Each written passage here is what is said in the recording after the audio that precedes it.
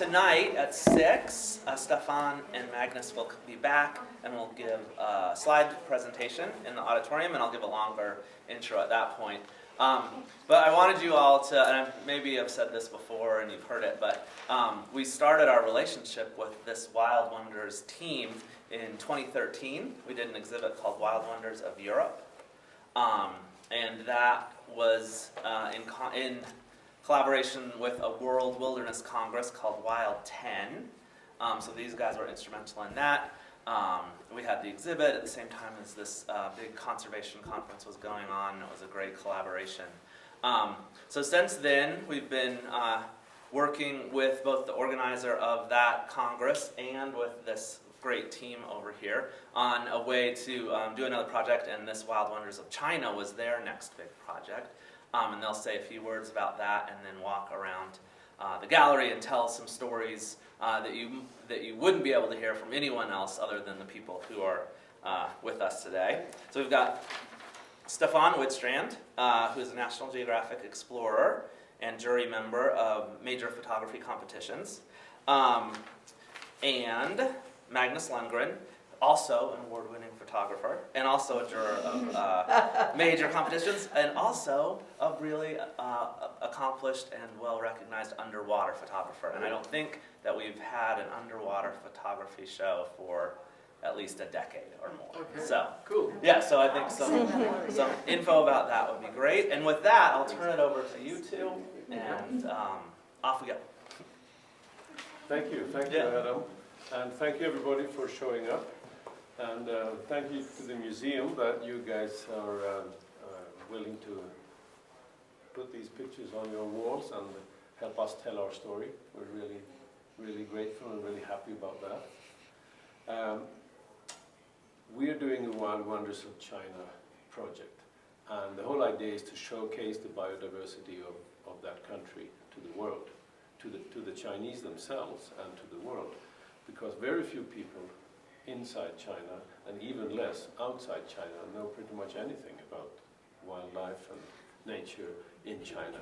Of course, there are scientists who knows a lot of things, but the wide audience are completely into other things, or have been at least. Now that's changing, and we wanted to be a part of that change, to make people proud and happy about their own natural heritage, and also to make China proud as a country of their own heritage, so when it's shown in other countries in the world.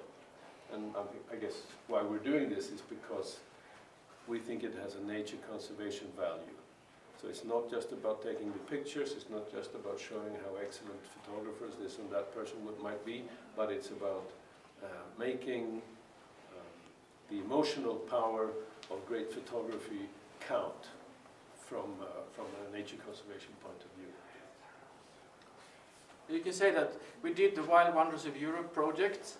It was quite similar because Europe is a destination where people go to things. There's a lot of people speaking funny languages, and there's a lot of cultural destinies, places you can go. And in China it's a little bit the same. So it's not really famous for wildlife or for that side of the country. And so it's a bit of a hidden treasure. So we could take the formula of Wild Wonders of Europe and just hand it over and go to China. But it's much more complicated, of course, in China, because everything takes time and there's permissions and all that. But the most important story to tell is that nature conservation works when we need much more of it. So, and there is some good examples we're going to talk about tonight, what is happening in China, and I think most people don't know about that. So it could be, I think it's going to be a little bit interesting to listen to that.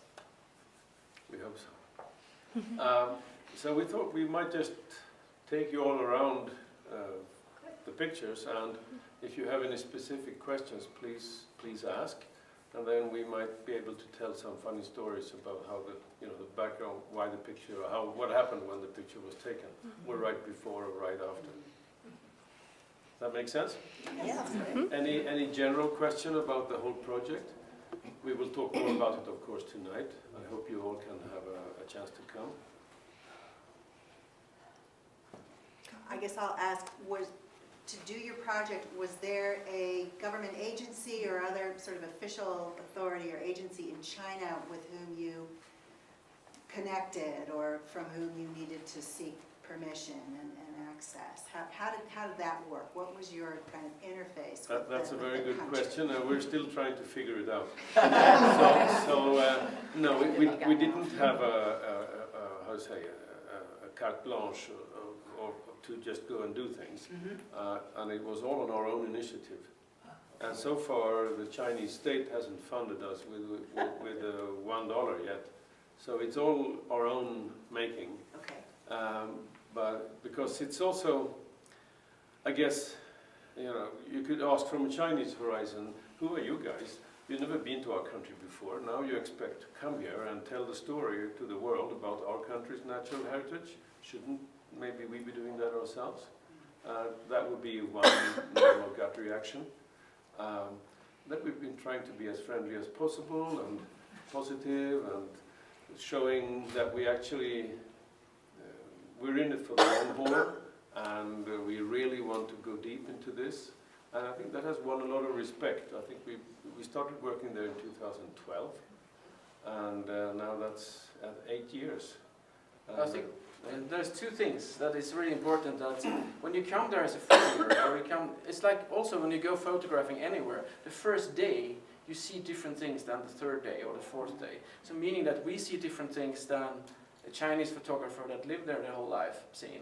So when we did Wild Wonders of Europe, our mission was that if the Swedish photographer went out, he shouldn't go to Sweden, he should go to another country, and the other way around. And this is a little bit, so we are the new eyes, and they are the experienced eyes. So we try to work with the Chinese a lot, but we are also, that we are knowledge has a value, basically.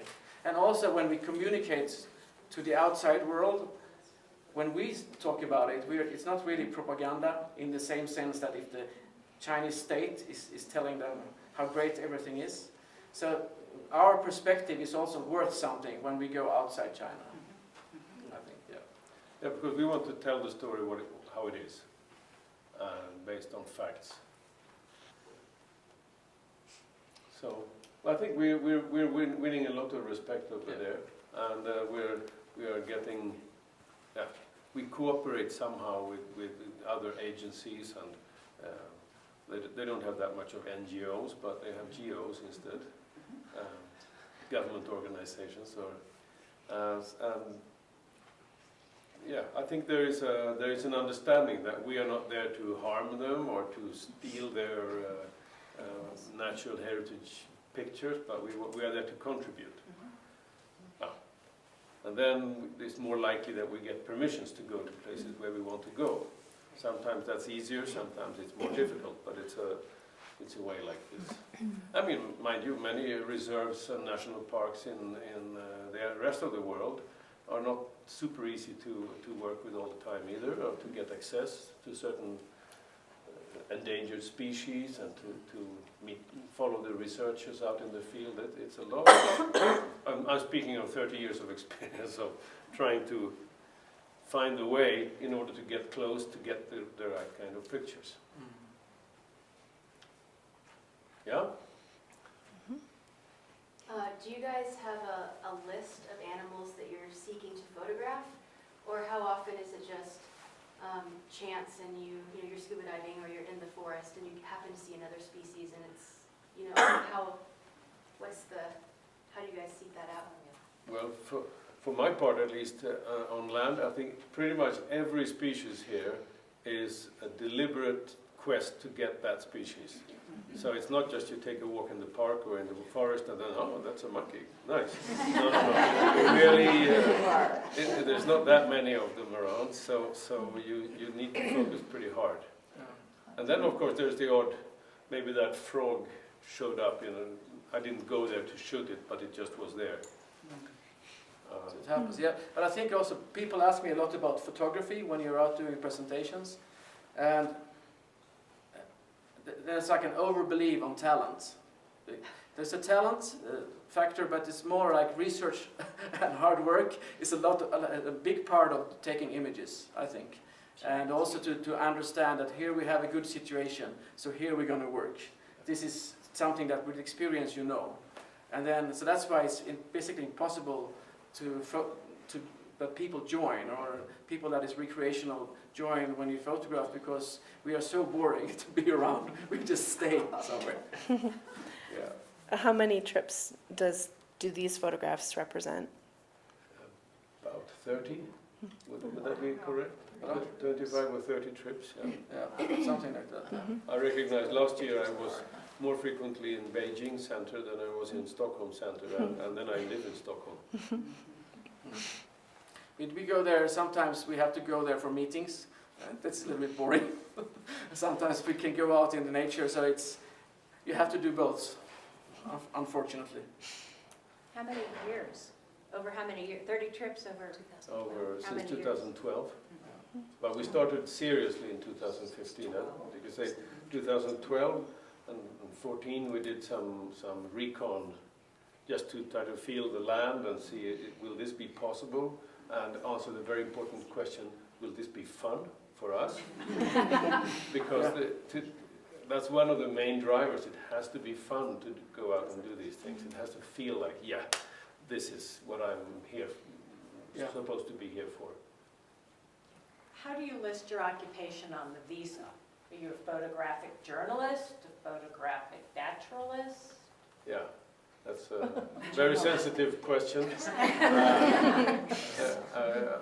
I am the CEO of the Wild Wonders International Incorporated, and you are the business director of the Wild Wonders International, and everybody likes business. Anywhere you go. So that's one thing, and then we happen to be two directors who are pretty good at taking pictures. You carry on. But it's important when you go to China, and if you come there as a photographer, we are a little bit dangerous. They don't really. If you come there as a businessman, it's fine. Tourist is also fine. Tourist is fine. But if you're a photographer, they start to journalist. And then, so it's very important that they understand our projects, what we're trying to do, to show what is actually working, and also see nature conservation success. Because basically we talk about the bad side when we show the good side, but there's more people listening. So, yeah. I have two questions. One is this what you're doing in China, are you finished, or do you anticipate years more? Yeah, years more. Years more, and so on that, with what's happening now with this new virus, how is that affecting your plans? Well, let's see. Let's see. One really good thing was that China pulled the brakes completely on selling wildlife for meat. Yes. Meat. And that could, it could actually be something they had planned for quite a long time, because the leading circles in the country are not happy with that part of Chinese culture, but they also don't want to shake things too much and to create waves that splash all over. So they're trying to move carefully. But this, of course, was a God-given chance almost to suddenly turn a few levers there. Then when it comes to what happens with the virus, let's hope it's not getting too serious. I was, in end of November, I've been several times in the city of Wuhan and the Hubei province, and that's now the epicenter of the outbreak. So I was luckily out of there a week before the first cases started showing up. So, well, let's see. But there's been a lot of problems with wild animals and markets. It's not only this, so it's something maybe we can take benefit from and show the world that it doesn't really work, because it's kicking back one way or another. So maybe it's not only bad. My second question, is sort of my third, I guess, is can you measure any change from your efforts? Have things changed in the country of China based on how you've tried to articulate the importance of their biodiversity? yeah, it's difficult to measure. How do you say? Communication impact is something that's legendarily difficult to measure. And if you really want to measure it at a proper scientific or fact-wise level, then you need a whole team of students and PhD, or you need a lot of statistics, and we're not quite into that part of it. We start up the communication. With the Wild Wonders of Europe, we reached 800 million people with that communication. That we can know, but how did we reach them and what did we change? Yeah. Yeah. That's the difference. How do you change? How do you measure a shift in attitude within a single person, within our, any one of ourselves here? But what we can see is that people are now more aware in Europe about what is there, and that's not only our doing, of course. It's things that add on top of each other. But we have been part of that for sure. And the same thing is happening in China. It's changing very quickly. To the better, I would say, when it comes to nature conservation, environmental protection, and wildlife. How to say, the ethos of wildlife, the whole wow factor around the fact that you can have animals that are just part of your cultural, national identity, and part of what is you, part of what is your culture, your history, rather than just something that looks tasty to have on the dinner table. That's a major mind shift in populations' thinking. And that mind shift has been in this country, it's been in Europe. I see it happening in very many countries around the world. And it has happened over the last 10 or 20 years. And it's quite connected to economic development. When you're not, when you don't have the knife on your throat for daily survival, but you can actually go and buy food somewhere. So you don't have to resource it from the forest around the corner. And that change of looking at wildlife from food to something with a bit higher, more valuable to you meaning. It's a big change, and that's really happening in China. I think conservation photography is, there's like two sides. What Staffan says, I think, is that conservation photography is about connecting people with nature and making them feel awe or magnetized, or they want to go there, they want to see that, have some feelings for it, because that's basically a foundation that people can take conservation decisions. So it's very important to have that emotional connection. And I think that in China, they are somewhere else than we are in Europe. And what I see here is basically even more of that connection that you have, especially in this town. I was so impressed by the way you elevate nature here. It's super nice to see. But then we have the other side, that is basically people just move to towns and they want to sit by a computer, do nothing, and make a lot of money. So that's what's happening with kids, and they are getting detached from nature a lot. So then in the modern societies, so that's also a way, if we can get them to go out and have a look and experience and be thrilled. That's important, I think. Yeah. So that's two sides of it.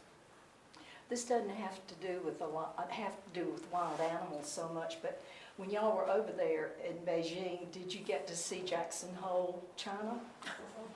I think it's They kind of just previewed the movie the other night. Yeah. And they were saying that the Chinese were very enthralled with mountains and water. And so the whole concept of Jackson Hole, and so you think the next step would be the wildlife.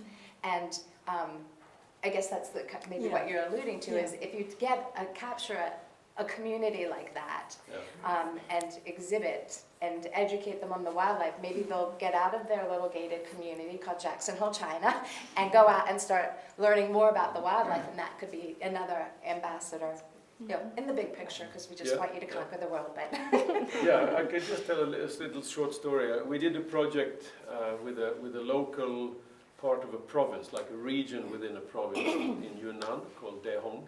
And the government there, they understood that province is the most biodiversity rich in all of China, and at the same time is the most poor, or one of the most poor when it comes to business jobs and income. So they thought, okay, well, we should develop this more ecotourism-wise here. So then, but in order for that to happen, we need to have beautiful pictures and videos of the area, of what's here. So we were invited together with a bunch of Chinese photographers from different parts of China, and we tried our best for a number of weeks to cover the most charismatic places and species in the region. And I think we managed pretty well, actually. So at the end, we were invited to do a presentation for like a 600-head audience of teacher students, plus their teachers. And after a while, I was seeing the one after the other was crying in the audience. I was thinking, oh my God, that must be very sad pictures I'm showing here. No, they were just very emotionally moved by seeing something they had never seen, they had never thought existed in their country. They had never understood that it existed 15 minutes from where they live, and that is outstandingly beautiful and sweet and cute and all those things. And at the end, the headmaster or the principal of the whole education, she stood up, visually with tears in her eyes, and she said, I had no idea that these things you have just now showed me exist in my country, or in our province, or right outside the city. And she said, it's amazing, here you come from the other side of the world to show us here what we have out there. And then I felt, yes, we did. That's exactly what we want to do. That's the best compliment. Yeah. Really. So that was, I felt we are on the right track, we're onto something here. And we are communicating maybe in a different way than many others in China have communicated. Now, of course, it's a problem to communicate when you don't have a language in common. We haven't learned Chinese more than just the most polite in daily phrases, but apart from that, it's really complicated if you don't focus very strongly on it, and we haven't had that time. So there's always this misunderstanding filter, which is quite common. It's misunderstanding language-wise and also culture-wise, and then a bunch of other translations. Yeah. And then they don't. And when a Chinese person speak, they don't speak direct. They speak. So you have to understand what's between the lines, and we lose that sometimes. So sometimes when they speak for like 15 minutes, and the translator says something in 10 seconds to us. Yeah. But it's a very interesting learning process. I mean, we come there, we are guests. We're not there to really tell people something, but also as guests, you can contribute with a few ideas and set some ideas in motion. And I think we might have already. Now, you asked, are we done yet? And the answer is we're not done yet. We've done about 30 expeditions. And we're planning for 100, so we're still there's still more to come. Maybe we can fill this hall with a bunch of new pictures at a later moment. Yes. Yeah, we just started basically. It's like 30% down the road. What you're doing, a lot of my 50-some trips to China, whenever I needed help, I always went to the young people because they're studying English. And if you give your presentation to young people, they're going to maybe help their parents and grandparent, because I've never heard, once in a while I would tell my friends, if I got some free time, I want to go look at the pandas. They sort of say, well, why? I mean, why would you want to look at animals? And you just never hear anything of the animals. And I've been in like Zhangjiazhou National Park, and I went with some friends from China. They could care less about the animals, they wanted to see the mountains and the clean air. Yeah. So they need, hopefully the young people, you can present like you did at the teacher school. And that might be the hope. There's a big shift going on, and there's a lot of stuff that's connected to the older generation or generations, people of my age and up, that is considered completely uncool by the younger. Ivory completely uncool for young people, which is extremely hopeful for the elephants. And rhino horn, completely uncool. I mean, Shark fin soup, uncool. And images of these kind of things, that's cool. So when that happens to hundreds of millions of people who are building the society and taking it over, then amazing things happen.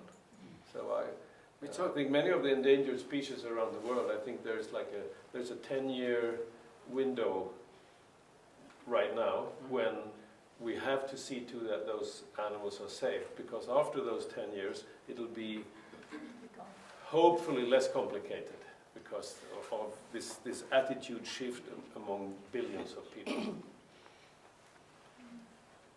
Yeah, and we talked, I remember when Staffan and me, we talked about this project and are we going to take 2 steps forward and go? Because we knew about Wild Wonders of Europe and it's not like a walk in the park. But if you can make like this much difference in China, you make so much more impact than if you do it somewhere else. So if we can influence something there, I think it feels like it's a good feeling. Yeah. Yeah, to do that. Because the impact is there's so many people there and it is changing. Yeah, we've met so many really conservation interested people who are really up in flames about their wildlife and how to protect and how to bring back and how to... I had a ministerial delegation coming to Sweden to see me and to talk. The vice minister was the vice minister of ecological reconstruction. I mean, imagine a country has a vice minister of ecological reconstruction. So they were really interested in how we have prioritized now economy for a number of decades. How can we now prioritize nature and get the balance better? I think that many countries don't even pose that question, or the leaders don't pose that question. They're still in the other direction. But in this case, I was very impressed that they're looking seriously into it. And they're looking for best practice all over the world.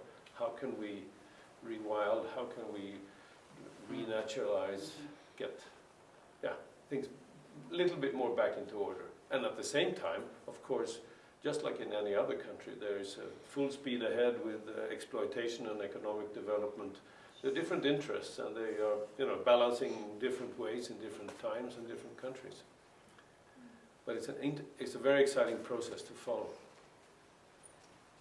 Yeah? Kind of in line with what you were just saying, some of these conversations that you've been privy to and some of these people that you've met talking about, potential policy changes, conservation policy changes. Have you encountered any kind of interesting situations where, for instance, maybe in some of the contested areas, like the geopolitically contested areas in the greater China region, Taiwan, Tibet, etc., have you noticed there's like tension there about what those policies might look like based on, kind of, like, for instance, which group of people might get to take the lead on making those decisions, or is it not really at that place quite yet? Yeah, well, we spent a lot of time in Taiwan, I and Magnus, and of course we had a lot of discussion how to frame all this, because there's in geopolitical reality it's 2 separate countries, whereas from the mainland China they see it as one, and Taiwan sees itself as its own. And although everybody's not in agreement at every level in either country. But what we're looking at is the Chinese natural heritage. And people in both those places are Chinese, and they have a natural heritage in common. And that's a natural heritage that's millions of years old. And it's much older than Genghis Khan and Kublai Khan and the Emperor Ming and the Chiang Kai-shek and Cultural Revolution and Mao Zedong and all these things.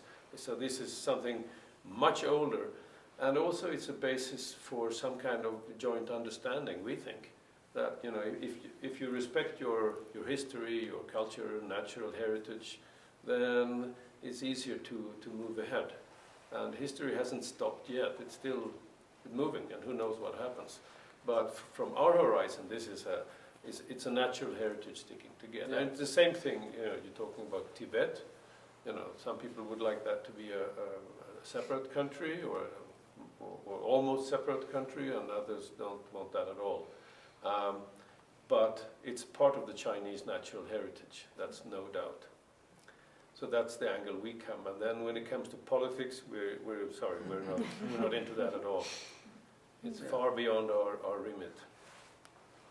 I do have a question, and I don't know much about underwater photography, but what are some of the special challenges that comes with getting those pictures, and especially how clear they are?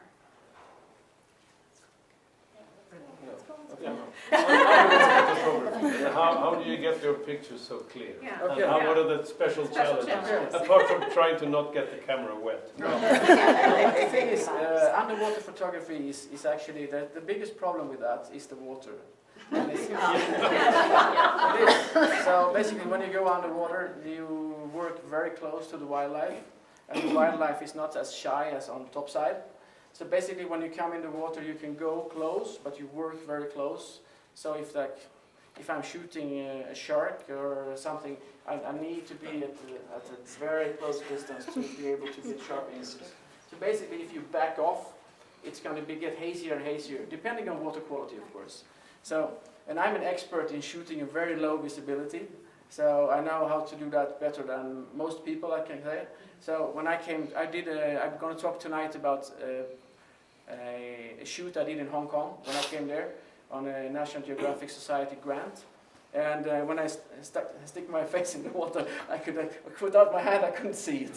So I was just like, it's going to be difficult. So there is challenges and conditions, but there's also a way how to find. It's the same like when you go topside shooting. You have to know your lesson before and what can happen and how you solve it.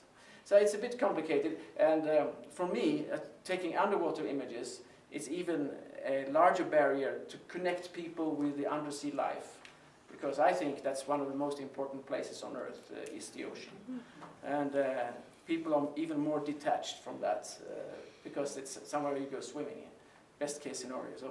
So I will talk more about that tonight. Okay. Yeah. Good. One more question. Do these animals all exist in the wild still, or are there some that only exist in captivity at this point? Let's see, I think we've only photographed animals, well, the pictures here are only from wild. That's our ambition. Let me see. Yeah. This one is shot inside Beijing in a park, but they fly around. They are living there, basically. So that's like an urban shot. So but there's no. Well, the panda may be there. But that's from a panda park. Because as a foreigner, unfortunately, we're not allowed to go to the best panda areas. Not because that we would harm the pandas in any way, but there happens to be, they're building military installations in some of those areas, like intercontinental ballistic missiles, silos, and they don't want no foreigners hanging around. Take pictures of them. So we will, well, we're still working on the panda thing. Yeah. Sooner or later we will get a permit and go and shoot pandas in the completely wild, which there are more and more of, and more areas for. We have to follow an organization going in there. I think that's the way to do it. Yeah. Right. Shall we talk about the images? Yes. But there's 48 of them, so maybe that's too much. I don't know. So where do we start? Some of your favorites. Yeah, pick your favorites. Oh, there's all of them. They already had to narrow it down already. Yeah, let's start. Okay, I can start in this corner because this actually is. These two shots here is a gibbon monkey, and it's called the Skywalker Hulot gibbon, and it was actually named 2019 by Chinese scientists. So it's like a fairly big primate that has not been known to the world. And this is the best feeling as a photographer when you come somewhere and there's things that has just been discovered, or even when I do those black water shoots there, that I will talk later, that I say stuff that maybe people never photographed before. And that is really, really cool to have that feeling. I went there to shoot in this is called Gaoligong Shan or Gaoligong Mountain to photograph these guys, and they are absolutely magnificent to see. They move faster than any other mammal that is not flying in the treetops. And basically scientists say that almost all of them have some broken bones at the end of their life because they're so fast. And for a photographer, they work in the canopy. That is so hard to photograph because either you're looking at the white sky and they move, and the mountain is very, very steep. So and then you have long lenses. So it's a very dynamic shoot. And the most characteristic with this species is that it has its eyebrows. And the guy who named it Skywalker, actually the Latin name is picked from a Chinese old book that means, I think it means sky and movement or something like that. And so it's actually Skywalker in the Chinese name as well. But he was also a fan of Star Wars, so that's why he became that name. And these two are from an endemic species in China called the Yunnan snub-nosed monkey. It exists only there, and somebody called it the Michael Jackson monkey, and somebody else said it's the one who made Botox a face, or hot lips. It has many names, and people. They're very fascinating, but they're big monkeys. When they sit down, they're that size. So it's not a small having in your lap kind. No, it's a big, serious. Yeah, and they have serious corner teeth because their enemy is the tree leopard and the leopard. So they need to be able to defend themselves against that. You can tell them about the Chinese thinking they're beautiful. Yeah, it's also in China they are all seen as very beautiful monkeys, whereas many Westerners think they are a bit strange or weird, and I think that's some cultural background thing. But I think they're beautiful. Yeah, and there's this little boy working, and those are how do you say, habituated, those monkeys. So there is a team or a group, a family group of monkeys that accept you to come close. And then in order to keep them in the same area, the staff of the national park provides some of the natural food that they have anyway. And they love lichens, hanging lichens. And their way of surviving, of course, is to move around because those lichens take decades to grow, but they eat them in a jiffy. So they have staff out there climbing trees and picking lichens in other places in order to give to the monkeys of this specific group so that they stay around the area where people can see them. But at the same time, you can say that then the same group, other groups of the same species of monkey in other places in China then are completely undisturbed. So they don't have a lot of people running after them and trying to photograph them. And that's, of course, it's a trade-off, a little bit the same like with the mountain gorillas or the chimpanzees, that some of them have to sacrifice to be visited by people like us, and in order for the rest of the same tribe of monkeys to have a more undisturbed life. So was that a close-up, or were you close to those monkeys? Oh yeah, as close as you are. Yeah, okay. It wasn't a zoom lens. Well, it's a telephoto lens, but a short one. So maybe I was this distance from that monkey. Okay. And this was maybe even There's closer. another one there, the black-crested gibbon. These guys here, just so you know, they think there are like 200 of these monkeys in China, and in Burma or Myanmar they don't know how many. So maybe it's one of the rarest primates in the world. These guys here are critically endangered. That's also the black-crested gibbon, and they eat. These monkeys, they eat fruits and leaves, and this guy, he was the dominant male. They're black, and he just came right at me and then turned into the bush, and he was just rattling around there for a long time, and he came out with 2 squirrels like this. And I said, "What the hell?" And then he started to eat. So he's eating a squirrel there. So it's kind of a little bit gross, that shot, but it's a kind of interesting because they are not known to eat much meat, and I was able to shoot it, and the rangers were really like, "Whoa, that was really rare." So he has one, you can see he has one squirrel in the hand here, he's holding on to, and that's baby squirrels, and then he was sitting there eating, and then being very proud. Like the hot dog. Yeah. Yeah, so that was some action before that. Those 2 pictures are from Inner Mongolia, which when it comes to habitat and when it comes to people's culture. It's in Mongolia, but it's in the Chinese part of Mongolia. And this is a white-naped crane. China has 9 crane species, which is more than any other country in the world. And this is one of the rarest ones. There's about 1,000 of them still that exist in the whole world. And these are then protected by the Mongolian herdsmen, because for them the crane is holy. And also they don't care about wildlife to eat. They eat real meat. That means sheep, cattle, and the old horse. But wildlife is only if you're completely starving or almost dying, then you could lower yourself to the level of eating wildlife.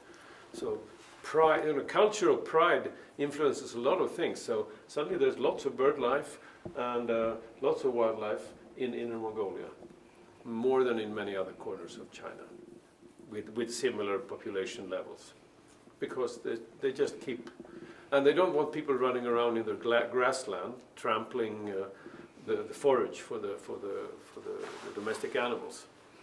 So they want to keep people away, which is good for these guys. Looking at the next set of monkeys, that's another snub-nosed monkey, but this one is called the golden snub-nosed monkey, from Sichuan and Shanxi provinces in central China. This is one of China's most famous animals over the times. It figures in any amount of myths and legends and paintings, and in a lot of ancient art you see this is the monkey that they're showing. The Monkey King is one of these. The legend about the Monkey King. And they were also critically endangered at one point. They are endemic to China, and now they're coming back in great numbers. One of the big things that happened in China, one of the big political decisions they took, that was in 2009, they posed a nationwide hunting ban of everything. So the general thing is no hunting, unless you're from a special ethnic tribe, then you can hunt specific animals in specific regions, or some hunting area licensees. But the general thing is no hunting, anywhere. So what year was that? 2009, if I'm correct, if I remember correct. And they also told everybody, sorry guys, you need to surrender your guns. Wow. Think about that in your country. Yeah.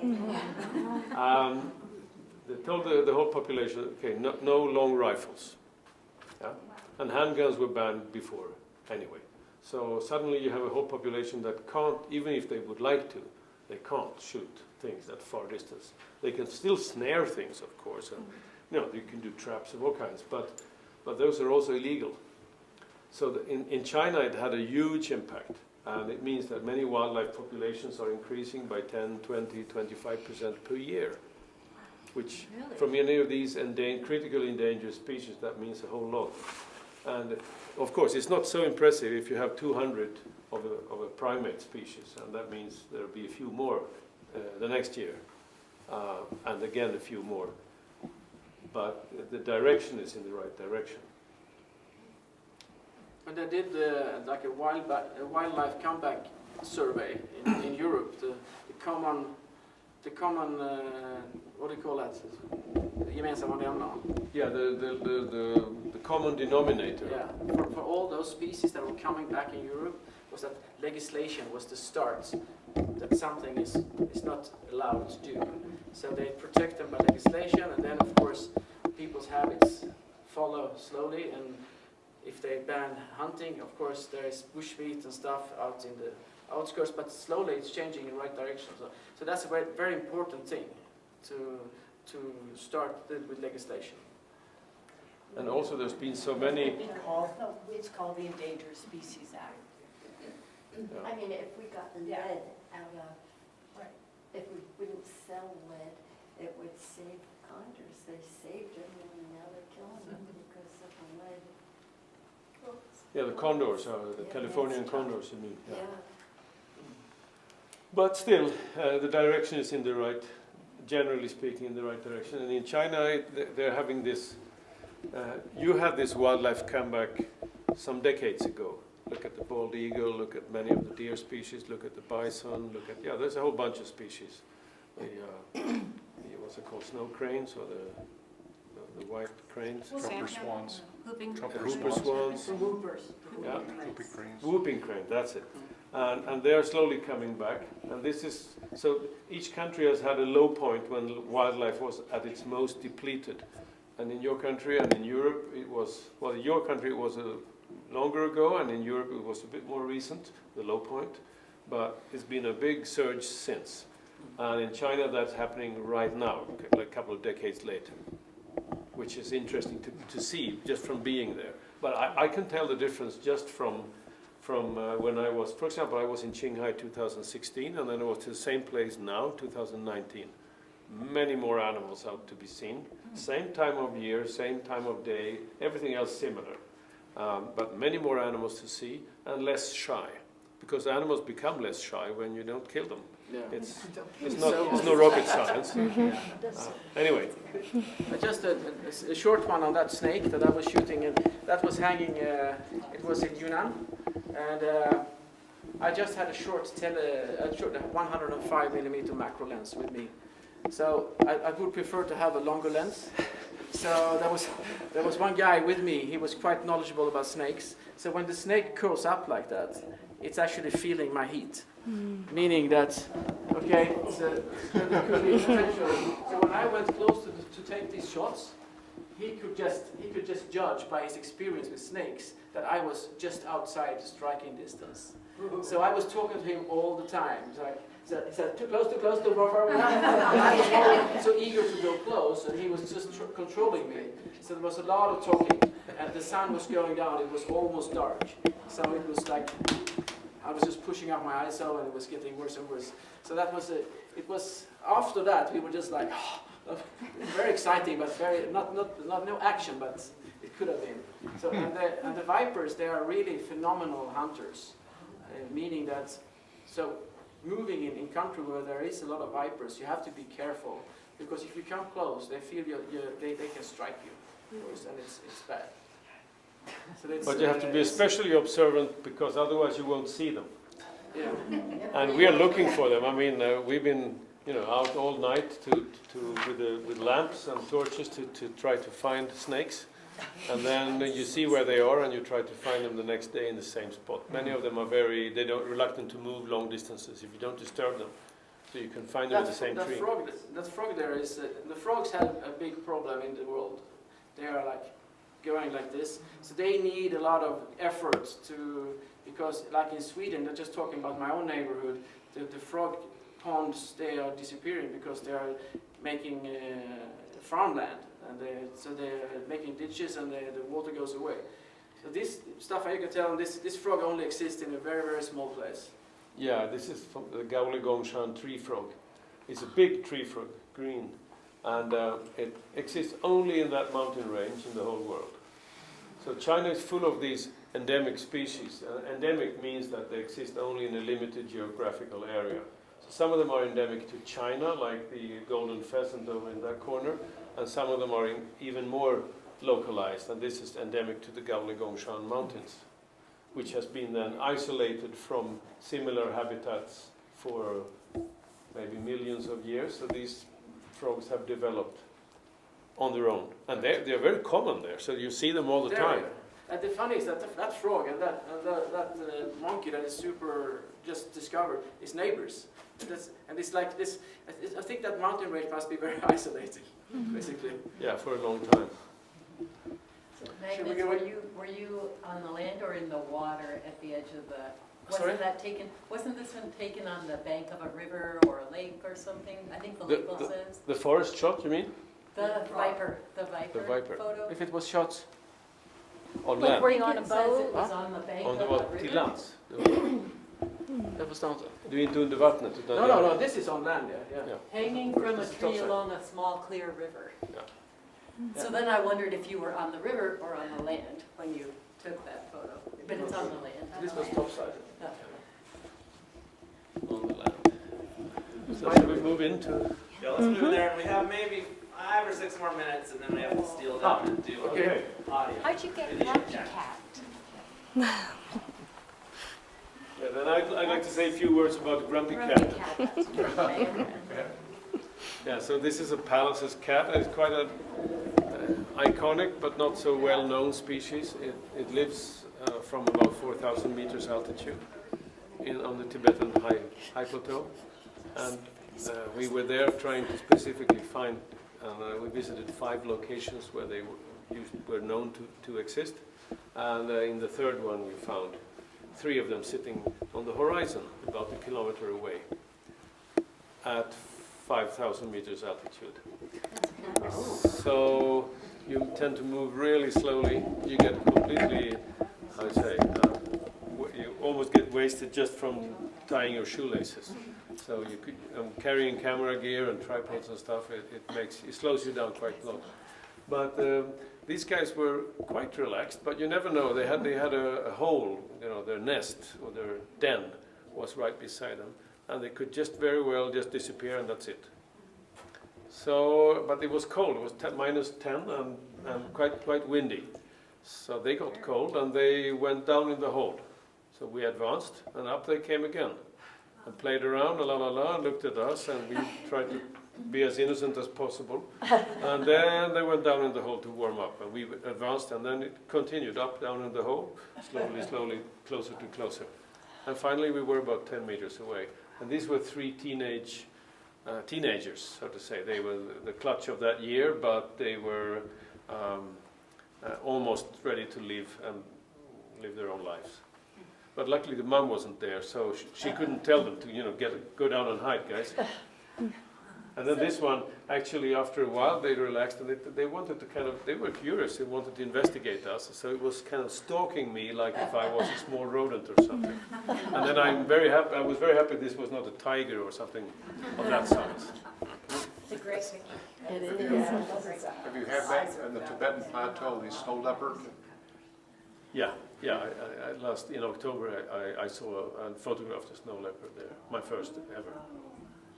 Do they grow up to be solitary? Well, they live in pairs. Okay. Yeah. Or at least part of the season in pairs. Okay. And then it's the mom and the kids mainly. Yeah, kind of like mountain lions. Beautiful. Huh? A little like mountain lions. Yeah, so it's mom and babies, but there's Yeah. always a guy around. Right. Not always just one, Always the same. sometimes a few of them. But there's frequently one that they seem to prefer. Okay. So they're a bit like humans. Yeah. And this red on the rocks, is this lichen? Yeah, these are lichens. Growing orange at that lichens. altitude, growing at 5,000 meters. Yeah? Yeah. And that's pretty much it. Apart from some small grasses, that's what grows up there. Yeah, shall we? Would you like to say something, if we have only a few minutes more? Okay. You can see on this side here, there's a lot of underwater images, and basically they all have a story to tell, but this one I like because I always think about this modern quote that my kids are using, that always be yourself, unless you can be a unicorn, then always be a unicorn. And this one is always a unicorn. This is the unicorn fish. But this is from what we call a MPA, Marine Protected Area. And there is those places where we go diving in that place. It's so obvious, like Staffan says, if you're not hunting on land, the animals change their behavior.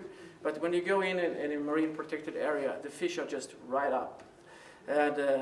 And always when they start marine protected areas, wherever you are in New Zealand or you are in Thailand or like here, this is also shot in Taiwan, people don't like when you create a marine protected area because it's restricting them. So everybody's like, it's uncomfortable, and why do you tell me, blah, blah, blah. But then, and it's been there for a while, everybody loves it. The fishermen fish just outside. Everybody likes to go in there, enjoy the ocean. So basically, everybody loves them in the end. So it's just a matter of when you change, it's going to be difficult. So it becomes different when I'm diving in a protected area. It's much better for photography than if it's in a hunting area. They know, for sure. So how close were you with this one? Close. maybe 1 meter. 1 meter away, so maybe if this would be the fish here, I would be like this close when I shoot. But you use strobe, so I bring light underwater. Many people say, oh, those colors, they look really like superficial. But all those colors are there. But if you're just diving down without any light and it becomes dark, all the light is filtered through the blue or the green or the brown, depending on the... So when you see the reflection, you don't see the true colors. But when I add, if you shine a torch, you will see, oh, it's pink. Oh, it's... So that's when I add a little bit of strobe light, I can bring out the true colors. So that's a technique I'm using. I can show you something here as well. Yeah, this is detailed shot of a filefish. This is what we call this is the mantis shrimp. And the mantis shrimp is the fastest claw in the ocean. And I will show you tonight. They have like, the two arms is like clubs. And they can hit those clubs as fast as a bullet from a gun. So you cannot see it. And the mantis shrimps, they have many different strategies. Some of them have like big spines like this, and they catch fish. This guy has 2 clubs, so he's just crushing things. He's an expert. So people were catching these guys because they were so beautiful, and they put them in aquariums, and he break the glass of the aquarium. So they are absolutely amazing, and they are this big, and I'm 100% sure they're super good to eat. Oh yeah. I don't eat them. So they are having it on all coral reefs. It's like this. It's like if you would think about the elks here, or the situation you have here. You have few species, but many of each species. That is a setup for the cold world. Usually it's like that. On a coral reef, it's like a city. There's like very few of every species, but many different species. And they all have, one is a dentist, one is the clover, one is eating a lot of fish. So basically, a coral reef cannot stand too much fishing pressure because they're all specialists. So if you start fishing something and you take out all the mantis shrimps in an area, they're gone. But basically, if you shoot a couple of those elks out there, I'm sure there are still going to be some elks around. So, but it's the safety. The complexity is the safety. And if you have a lot of the same species and something happens in that valley, it's a problem for the elk, of course, if there's a disease or something. So that's why we should not consume too much from the coral world, because it cannot sustain. The same with the turtles. This turtle can become like 400 kilos. This is the biggest shelled turtle. There's one that's called the leatherback, but it doesn't have a hard shell in the back. It's the only turtle that is true vegetarian. So it's just eating grass, this guy. And I found a place in Taiwan where there's so many green turtles. You go in there, and they are super endangered. But there's a place, they don't mate there, they don't go to the beaches to lay their eggs, but they go there to eat. So I could go in every dive, there was like turtles all around me. And that is like in Taiwan, a very populated area. So there is pockets where still there's a lot of wildlife, and these are very important places. One interesting thing that we found out with the green turtle, there's a place when they lay their eggs in the sand, the temperature of the sand is deciding if it's going to be males or females that is born. But the global warming, there's a certain island on the Great Barrier Reef where they thought, now it's getting so warm, so maybe there's going to be a little bit more females than males because of the temperature. So they went there to make a big survey, and 99% were females that was born there. So now, okay, that's going to be a problem. So, the guys have to work pretty hard. So they have to dig deeper. So basically, global warming or different things that are happening will affect in so many different ways. But very impressive animals. I don't know, this is the classic, this is a Nemo, see Nemo? There's actually more than 10 species of what we call Nemos, anemone fish. This is when they sleep in the night, they sleep in the anemone, just like, that movie is very, very well researched. A lot of stuff is like spot on correct. So this is when it's sleeping, it's just churning in the tentacles, And all these tentacles are stinging. So this is just the pectoral fin that is showing. I think it was an aesthetic shot. Amazing. So, and here you work very, very close as well to the animals. And many times when I take these shots, I dive in the nighttime because they allow me to come a little bit closer. So I disturb them a little bit in the nighttime. Magnus is a crazy guy. We went on to an expedition to New Guinea together. Yeah. And so I would be slashing through the jungle trying to find birds and ants and creeps of all kinds. And he was swimming in the ocean with some other divers, or at least one. And then when at the end we were all, sun setting and we had some dinner and we thought, okay, that's it. Very nice. Then he says, oh no, I'm going out for a night dive. That's or the best two. time. Yeah. And then he would go out all alone into the ocean in the complete darkness, in hundreds of meters deep water in some cases, and just the only thing you could see was a blurry light somewhere down in the ocean. Then you could think, he's still alive, probably.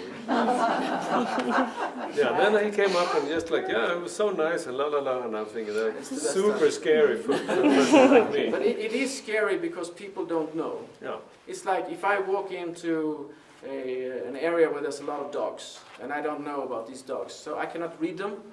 It's like I dive a lot with sharks and stuff like that people are like, oh, it's like...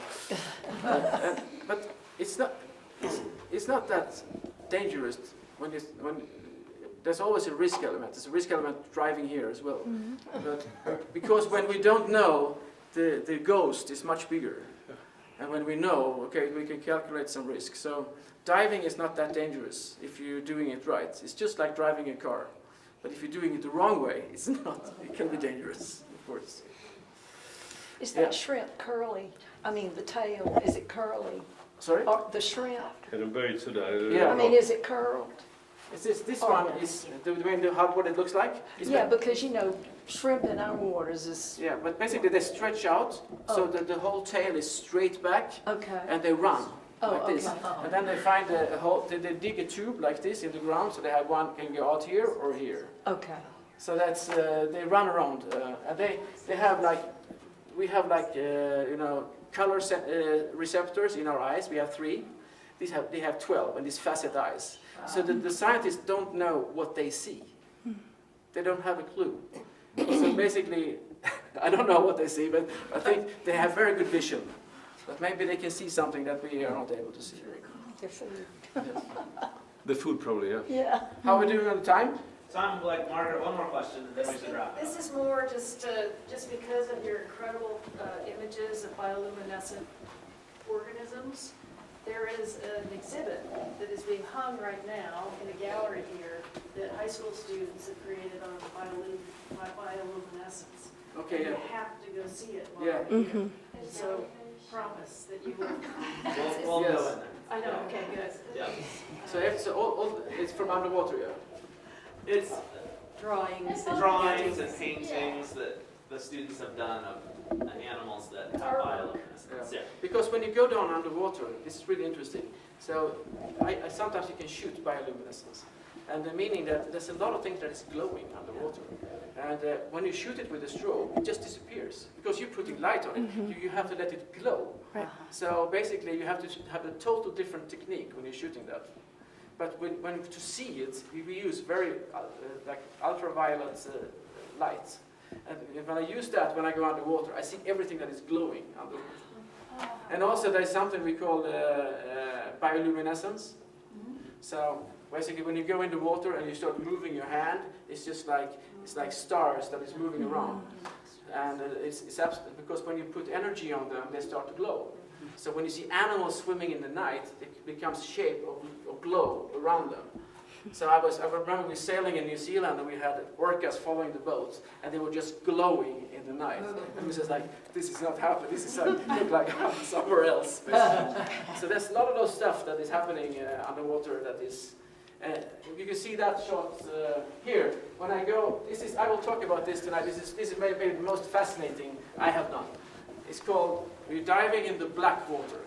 So meaning that I go out in the ocean, I go down, and maybe it's 200 meters deep, and I drift in the night. And I see what the vertical migration brings up to the surface. And there's a lot of bioluminescent stuff. There's a lot of stuff that people never seen, and I never seen. So that is basically like you would go out on the plains here, and you would see a new deer species, and a new cat species, or something else. That's happening on every dive. So it's just, that's like, it's totally mind-blowing, and you cannot have more fun. This is top-notch fun. And people say, I feel so sorry for you that you have to go in there. I say, no, no, no. So I just came from Philippines shooting in that for 2 weeks, just before here. So this was shot with that technique. This is a hydroid that mostly sit on the ground and burn, but they are free-swimming hydroids looking like jellyfish. They burn with this. This is a squid, 10 arms. And I was shooting, I did bonfire that dive, so I just had big lights, and I was diving around from the ground. And this guy comes over my shoulder like this, and he's hunting in the light. So I was just looking up like this, and he's sitting there, right there, the whole dive. I was just like, come on. And he was just like, it was super good hunting for him in the light. So, and they grow, most of these cephalopods, we call them, it's like squids and octopus and many others. They live very short life. This is, they maybe 1 year. They grow super fast, and they are staple food for so much in the ocean. And they're amazing. They speak with, this is like pixels on an image. So you see every little spot. They can put in different colors, and then they can totally change color 1 second. And then they can change the structure. They can become spiky or smooth. So basically they speak to each other through visual communication. So I seen one guy here and a female here. So he was basically talking a lot to this lady. There was a lot of things going on in his body. And there was 2 guys here trying to get in. He was totally black on this side. So he was speaking one side, and he was silent on the other one. So I was just like, oh, advanced. So they are, that kind of stuff is just, makes me super excited. All right, we're going to have to say, Yep. cut it off Okay, there. Thank you all for coming. And come back tonight, there'll be more stories and more images.